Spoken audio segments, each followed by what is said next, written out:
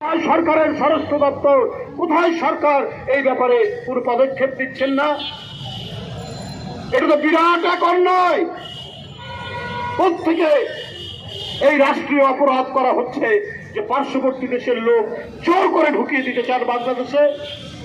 আপনারা কি অত্যন্ত দুর্বল জাতি আপনারা বানানোর তৈরি করছেন?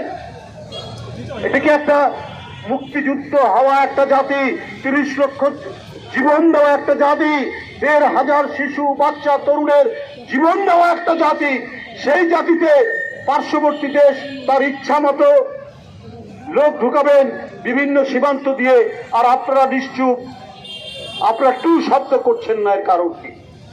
তাহলে তো শেখ হাসিনা যেমন করেছেন আপনারাও তাই করছেন। আমাদের সীমান্তে লোক হত্যা করলে শেখ হাসিনা একটা প্রতিবাদ করতেন না, টু শব্দ করতেন না। আজকে কেন একেবারে নিশ্চুপ নিরুত্তর? অন্তর্বর্তীকালীন সরকার, এই সরকারকে তো সমস্ত গণতান্ত্রিক শক্তি, রাজনৈতিক দল সমর্থন করেছে। কোন সাহসে পার্শ্ববর্তী দেশ থেকে তারা তাদের লোক জোর করে আমাদের সীমান্ত দিয়ে ঢুকিয়ে দিচ্ছে? আমি এর তীব্র নিন্দা এবং প্রতিবাদ জানাই।